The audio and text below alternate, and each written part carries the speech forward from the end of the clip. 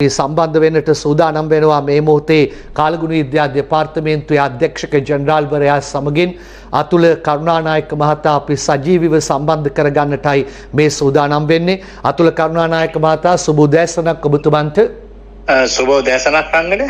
මට ඔබතුමත් එක්ක නිශ්චිත කාරණා තුනක් කතා කරන්න ඕනි අපේ රටේ පුරවැසියන් වෙනුවෙන්. මීට පෙර එක්තරා රූපවාහිනී වැඩස්ථානකදීත් ඔබ අනාවැකි පළ කර තිබුණු නිසා මම විශේෂයෙන් මේ උදෑසන ඔබව සම්බන්ධ කරගත්තේ. පළමු කාරණාව මම එකින් එක යන්නම් කෙටි උත්තර ලබා දෙන්න ඔබතුමාට අවශ්‍ය කාලය ගන්න එක කිසි ගැටලුවක් නැහැ. වර්තමානයේ කාලගුණ තත්ත්වය මේ මොහොතේ කොහොමද? පළමු ප්‍රශ්නය මගේ. ඔව් මේ මොහොතේ ගත්තම පෙර දිනවලට සාපේක්ෂව වර්ෂාපතනය අඩුවක් තියෙනවා. ඊශ්‍රායල් රැකියාවේ විශ්වාසයේ සන්නාමය සහස්ත්‍ර මහනුවර 13:40 අංකයට දැන්ම අමතන්න. රයිට්, දෙවෙනි ප්‍රශ්නය මේකට මට පැහැදිලි දීර්ඝ පිළිතුරක් ලබා දෙන්න.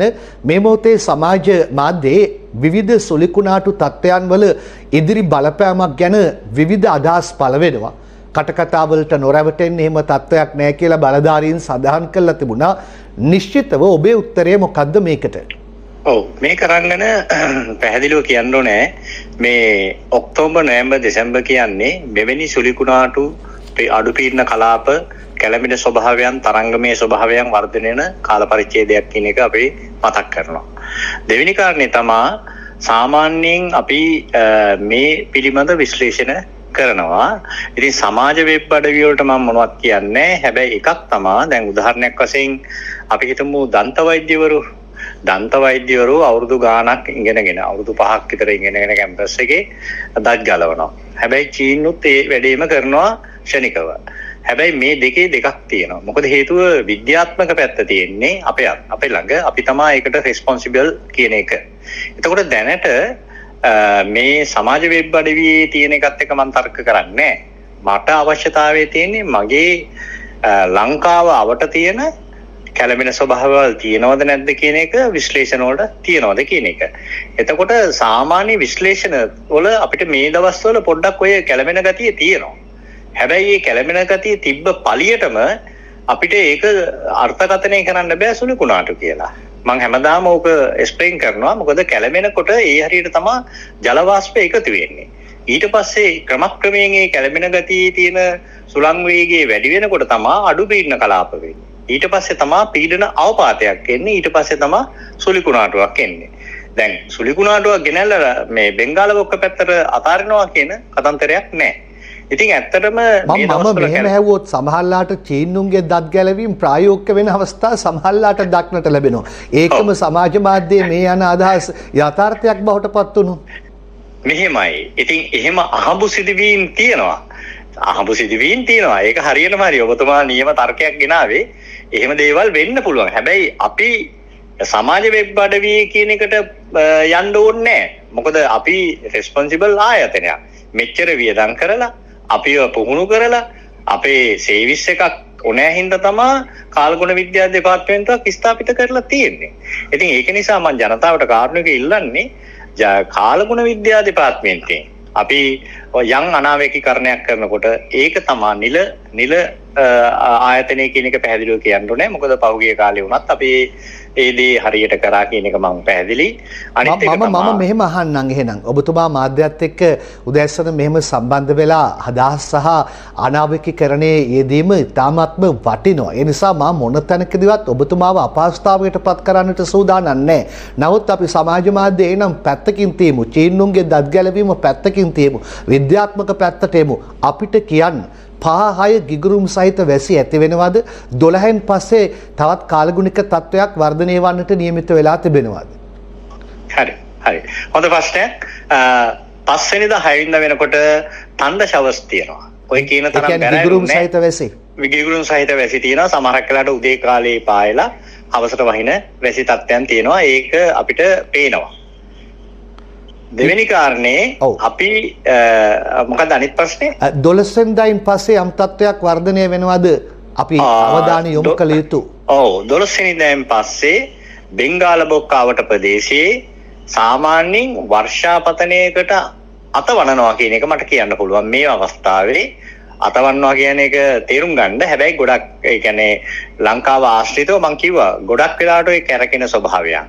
එතකොට ඒ කැරකෙන ස්වභාවයන් සමහරක් වෙලාවට සමාජ වෙබ් අඩවි මොකද්ද දකින්නවා ජාත්‍යන්තර මොඩල් වල දකින්නවා ඒ වගේ දකින්නවා. හැබැයි ඒව විතරක් නෙවෙයි සුලිකුණාටුවක් කියන එක තහවුරු කරන්න තියෙන එකම සාධකය.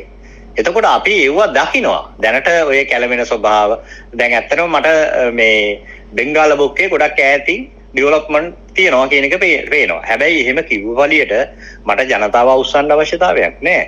හැබැයි මම ඒක නිවැරදි ලෙස දැනෙනකොට තමා මම මාධ්‍යත් එක්ක විශේෂයෙන්ම ඔබතුමා හෝ වේවා මොන මාධ්‍ය කිව්වත් මම හැම මාධ්‍යකරුවෙකුත් එක්කම සාකච්ඡා කරලා ඒක ජනතාව අතරට ගෙනියනවා කියන එක පැහැදිලි. මොකද සුලිකුණාටු කියන ඒවා වර්ධනය වෙන්නේ හිමින් තමයි ඉස්සරහට එන්නේ. ෂණිකව එන්නේ. හැබැයි අපිට තියෙන අපහසුයක් තියෙනවා. මොකද්ද? ෂණික වර්ෂාපතන. උදාහරණයක් වශයෙන් අපි ගත්තම එක පාට ක්ලවුඩ් මාස් එකක් ඇවිල්ලා වහින්න පටන් ගන්නවා. දැන් ওই පහුගිය දවස්වල කොහෙද අවිස්සාවිල්ල පැත්තේ නැත්තම් හංවැල්ල හරි කොහෙ හරි කිලෝ මේ මිලිමීටර් 400 500 වැස්සා.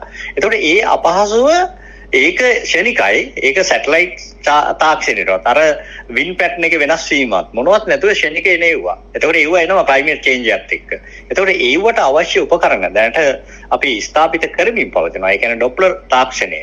දැන් ඇත්තටම දැන් සමහරු කියනවා ඩොප්ලර් තාක්ෂණයේ අවුරුදු 19කට කලින් තිබ්බ එකක් ගැන මේ කතා කරනවා. ඉතින් ඒකේ වගකීම ඒ කාලේ හිටපු අය තමයි ඒක වක් කියන්න ඕනේ. නැතුව දැන් එහෙම කියනවා නම් මහා බැංකුව ගැන කතා කරන අය එහෙනම් දැන් වර්තමාන ජනාධිපතිතුමා ඒකට වගකීම ගන්න ඕනේ. අන්න ඒ වගේ නිකන් බොරු තර්ක දාන එකට මම කැමති නෑ. මොකද හේතුව අපි ඒක දැකලා තමයි මේ වෙනකොට අපි ඩොප්ලර් රේඩාර් තාක්ෂණය ගේන්න සැලසුම් කරදලා දැන්ට බිල්ඩින් හදන්නේ. දැන් අනිත් එක ඩොප්ලර් කියන එක මේ සෙල්ලම් බඩුවක් නෙවෙයි.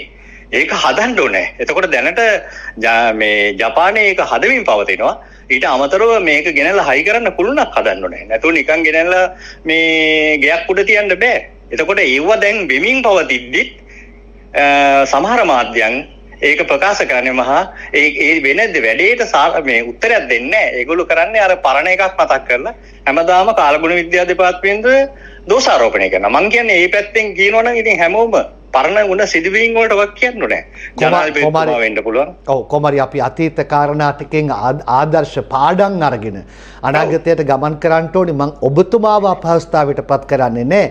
නමුත් රාජ්‍ය යාන්ත්‍රණය මම විශ්වාස කරනවා කාලගුණ විද්‍යා දෙපාර්තමේන්තුවත් එක්ක එක්ව කාලගුණ අනාවකේ අරගෙන ඒවා ජනතාව අතරට මීට වඩා විධිමත් ආකාරයට ගමන් කරන ආපදාව පෙරතියා දැනගෙන ආපදාවෙන් ආරක්ෂා වීමේ ක්‍රමවේදයක් මීට වඩා පුළුල්ව සකසන්න ඕනි කියලා මම විශ්වාස කරනවා. මම ඒක ප්‍රශ්නයක් විදියට ඔබතුමාට යොමු කරන්නේ නැහැ. ඔබ රාජ්‍ය නිලධාරියෙක් නිසා කොහොම හරි ඉදිරි තත්ත්වයන් මට පළවෙනි කාරණේ කියන්නේ ඇත්තටම රංගන මේ රාජ්‍ය නිලධාරීන් කියලා කට්ටියකුත් රජයක් කියලා කට්ටියකුත් දෙකක් නැහැ. අපි ඔක්කොම රජේ.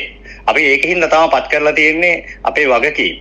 ඒක පැහැදිලිව මම කියන්න ඕනේ. එතකොට අපි විශ්ින් කරනවා කියන්නේ රජය විශ්ින් කරන දේවල්ම තමයි කියන එක තමයි මම මේ වෙලාවේ මගේ තර්කයේ තියෙන්නේ. එහෙමනම් මේ යාන්ත්‍රණය විද්‍යාත්මක කරලා අපි රටේ පුරවැසියන්ට නිවැරදි අනාවැකිකරණයක් බලාපොරොත්තු වෙනවා. මොකද අපිට මේසා විශාල අනතුරක් වළක්වා ගැනීමේ යාන්ත්‍රණය නිවැරදිව ශක්්‍යතාවයකින් යුක්තව තිබුණා නම් ඔබතුමාලා අනාවැක ඉදිරිපත් කරපු අවස්ථාවේ ඒ බැඩෑරුම්ම ගත්තා නම් මම විශ්වාස කරනවා මීට වඩා හානි අවම කරගන්න තිබුණා යයි කියලා. මම ඔබතුමාට ප්‍රශ්නයක් විදිහට ඒක මම වාත් අනුමත කරනවා. මම හිතන්නේ ඉදිරියේදී ගරු ජනාධිපතිතුමා මේ පිළිබඳ අපිත් එක්ක සාකච්ඡා කරලා මේක ස්ථාවරව සාමාන්‍යයෙන් කරනවා. හැබැයි එකක් මතක තියාගන්න ඕනේ. කොයි රජයේ තිබ්බත් මේ පහුගිය කාලේ තිබ්බ මේ සුලිකුණාටුවෙන් ඇති වුණු හානිය වළක්වන්න බෑ. ඒ කියන්නේ ජීවිත හානිය අවම කරන්න තියෙනවා පුළුවන්. හැබැයි ආර්ථික හානිය නම් අවම කරන්න බෑ. මේක ඇත්තටම මෑත ඉතිහාසයේ ලැබුණු විශාලම ආපදාව කියන එක මම පැහැදිලිව කියනවා. සුනාමි පැහැදිලි. නමුත් ඔබතුමා ඊටාම නිවැරදි කාරණාවක් කිව්වා. ජීවිත හානි මීට වඩා වළක්වා ගත පුළුවන්. ඒයි වැදගත්ම කාරණාව. බොහොම ස්තුතියි. මම ප්‍රශ්න විදියට ඔබතුමාට යොමු කරන්නේ නැහැ. ඔබතුමාලා මෙහෙම දැනුවත් කිරීම ප්‍රශංසනීයව අගය කරන්න අවස්ථාව කරගන්නවා. බොහොම ස්තුතියි ඔබතුමාට. බොහොම ස්තුතියි රංගන. රජයේ කුමක්ද කියන කාරණාව නෙමෙයි අපිට වැදගත් වන්නේ. අදාළ වන්නේ ජීවිත ආරක්ෂා කර ගැනීම කියන කාරණාව. ඒ නිසා වගකීම් දැරිය යුතු සියලු පාර්ශව ඒවායේ වගකීම් ගන්න ඕනේ. එක කාරණාවක් එක කෙනෙක් අරගෙන අපහසුතාවයට පත් කරන්න ඕනේ නෑ. නමුත් අපට මේ ජීවිත ටික මීට වඩා බේරගන්න තිබුණා, ආරක්ෂා කරගන්න තිබුණා නේද කියන දේ බරපතලව අප යොමු කරනවා සියලු බලධාරීන්ට.